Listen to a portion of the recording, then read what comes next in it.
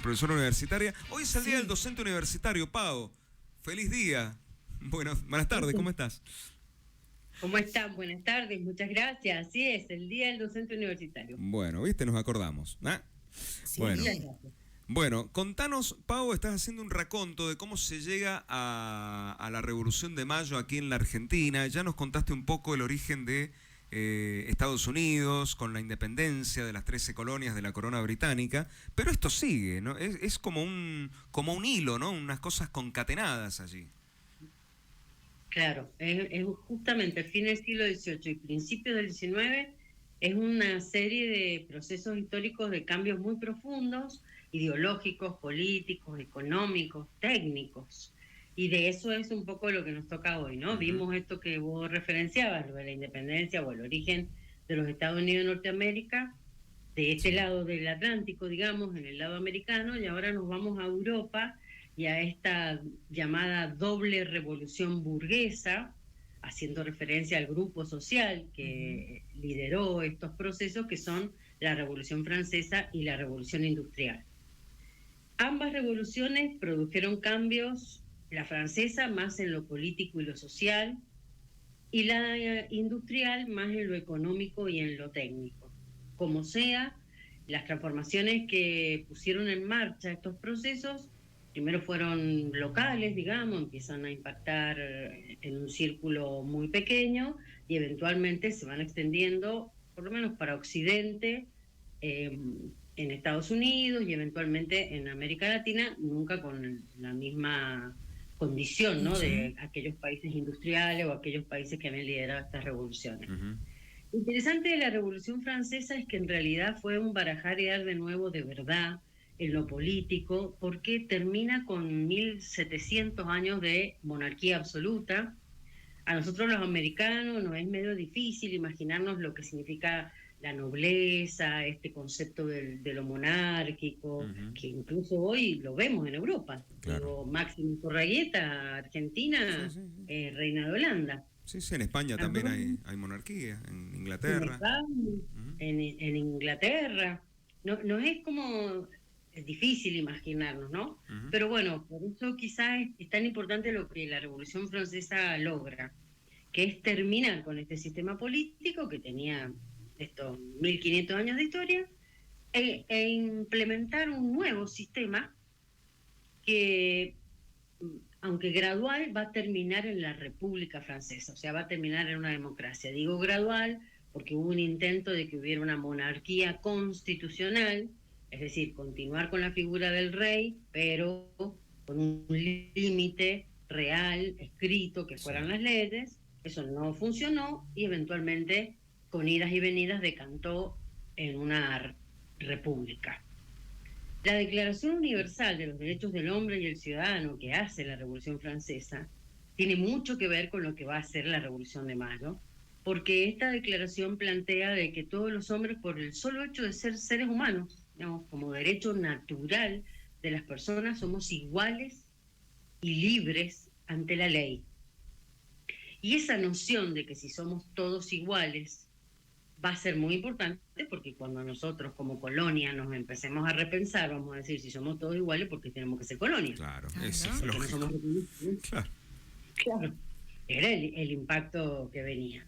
Obviamente no fue fácil, pero sí estas son las ideas que están circulando y de las cuales los intelectuales de los 4 virreinatos en América, el que nos toca a nosotros, el virreinato del Río de la Plata, están al tanto.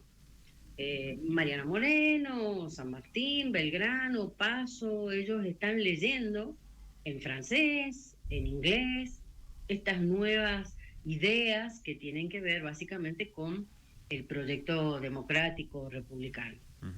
Y la revolución industrial va a tener mucho que ver también con las revoluciones en Hispanoamérica, porque si bien hasta ese momento había o existía una relación monopólica en términos económicos de las colonias españolas con España, o sea, solamente un puerto en España recibía todos los productos que de América salían, y nosotros teníamos prohibido comerciar con otros países.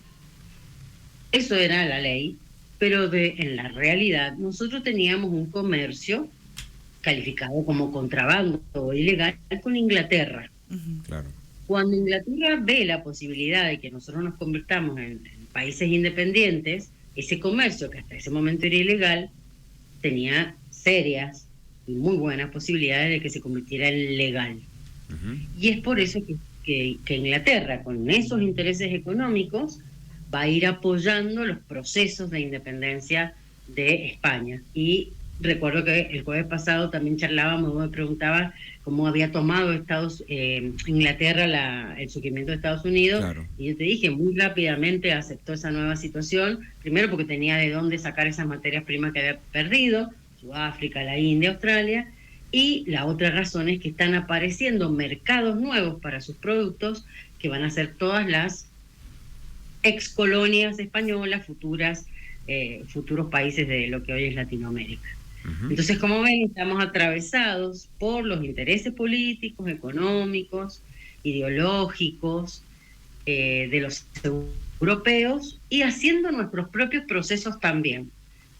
Digo, no es que la Revolución de Mayo es heredera de estos procesos, sino que es un contexto que, junto con el fermento interno que se estaba dando en el Virreinato del Río de la Plata, revueltas de poblaciones negras, revueltas indígenas, malestar criollo, digo, hay como también una dinamita aquí a punto de estallar, y es como esto, ¿no? Como un castillo de naipes, fue todo haciendo efecto dominó, bueno, y terminó en los procesos que terminó. En el caso nuestro, una Revolución de Mayo que va a ir insinuando hasta que lleguemos a 1816, la independencia definitiva, pero que en el resto del continente también va a ir teniendo sus matices, pero va a ir teniendo esa intencionalidad, romper los lazos coloniales con España. Fíjate qué curioso, porque cuando aquí se arma la revuelta de los días de mayo, ¿sí? En 1810, no era un afán independentista de la Argentina, sino que era conservar los derechos de Fernando VII, quien estaba siendo amenazado por José Bonaparte, es así, ¿no? Claro, porque había sido sacado y Sí, estaba claro. preso. No querían que Pau, cayera, ¿no? no querían que cayera la monarquía española. Claro, ahí estaba el punto. Caramba. Pero porque quienes comandaban en ese momento, quienes Eran estaban, pro- eran españoles, eran pro Corona, claro. ¿Sí? Claro. Eso fue cuando Napoleón invade España. Claro. En realidad, Cuando- lo que se pensaba acá era, no vamos a cambiar el collar y vamos a seguir siendo perro, digamos, ¿no? Buena parte de los independentistas más radicales, como Moreno, como Belgrano, sentían eso. Otros grupos más moderados decían, bueno, vamos a ir viendo qué pasa, pero por si las moscas, Napoleón se queda con España, nosotros tenemos aquí en América a la infanta Carlota Joaquina, heredera de la corona española, esposa del rey de Portugal, que estaba en Río de Janeiro, que también habían escapado por la invasión napoleónica. Ese era perdón, Pau, era Belgrano el que quería, el que sostenía la idea de Portugal, ¿no? Sí, Belgrano, Alvear, Posadas. Eran sí, varios un nenes. grupito. Ajá. Ajá. Sí, era un grupito interesante. Sí. Pero digo, estábamos muy partidos. Temíamos, o sea, queríamos cortar con España.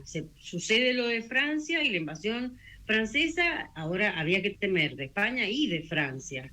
Y es donde rápidamente Inglaterra va a ir armando las logias independentistas que van a ir favoreciendo los procesos. Pero o sea, de todos los males, ¿qué decían los argentinos, o sea, los del Virreinato del Río de la Plata? Preferimos de todos los males quedarnos con España.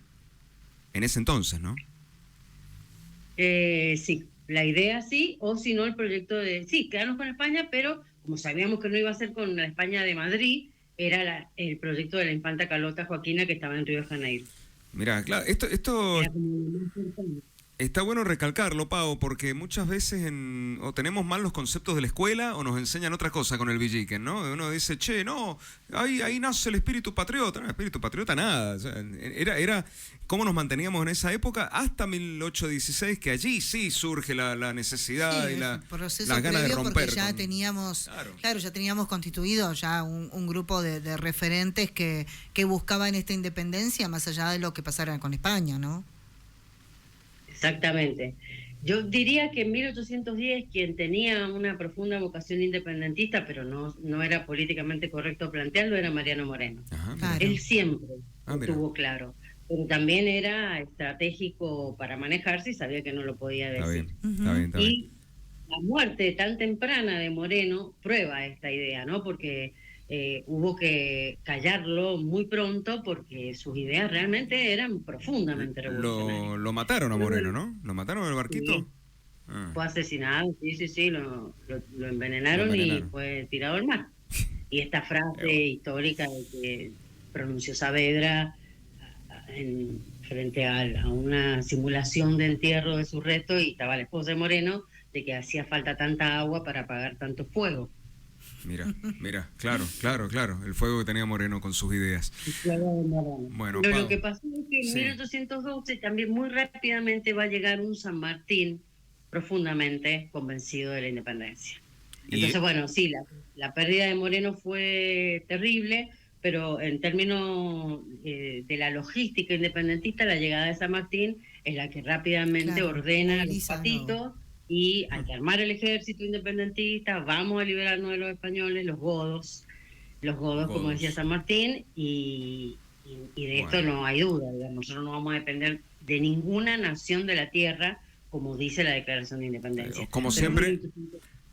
Como siempre, San Martín, digo, ídolo total, ¿no? La tenía clara en todo lo que decía y hacía. Sí, pero porque también conocía todas las posiciones que se estaban viviendo desde Europa. Estaba bien formado y bien informado. Claro, venía de ahí, entonces conocía todo, que ese también era un poco, ¿no? La posición, entre comillas, digo, de temor por parte de Europa, de que San Martín, conociendo todo, estuviera con este movimiento independentista, bien te lo digo, en América Latina. Todo el sur de América, sí. Exacto. Y aparte con alcances que no solamente eran el Virreinato de Río de la Plata, digo, hay que imaginar un Bolívar que está en la misma sintonía, en la misma frecuencia que tiene San Martín, y está viniendo desde Venezuela, Colombia, Ecuador, con la misma premisa. Francisco de Miranda ya había hecho algunos pininos independentistas a principios del 19, y ya a partir de 1812, 13, 14, 15, esto no se detiene, digamos, ¿no? Bueno, exacto. Pau, se nos fue el tiempo, pero bueno, el próximo encuentro nuestro va a ser el 22, el jueves que viene, y el 22 de mayo ya había mucha movida en Buenos Aires. Y va a ser de 1 hora, no, mentira. No, claro, 1 hora vamos a tener a Paola hablándonos de... No, tranquila, Pau. Pero nos vas a hablar de eso, ¿no? De la semana de mayo. El cabildo del 22 de mayo de 1810. Dale. Bueno, Pau, que tengas un lindo resto de semana y nos encontramos el jueves. Gracias por tus minutitos. Gracias. Un abrazo grande. A los que me escuchan. Chao, Nati. Chao. Gracias. Paola Figueroa, nuestra historiadora de los jueves. Nos vamos a la pausa, amigos. Esto es Tarde Random, 15:35 minutos en toda la Argentina. Un poco de todo. Tarde Random. Radio Post 92.1. Hablamos de lo que vos hablás. ¿Estás para un cafecito? El sábado 24 de 10 a 20 y domingo 25 de mayo de 10 a 14 viví en la ciudad la 4ª edición del Boulevard del Café. Competencia de arte latte, promociones, espectáculos en vivo, espacios de arte, literatura y coffee rave. Una experiencia que combina café de especialidad con música electrónica. Disfruta de esta propuesta en pleno corazón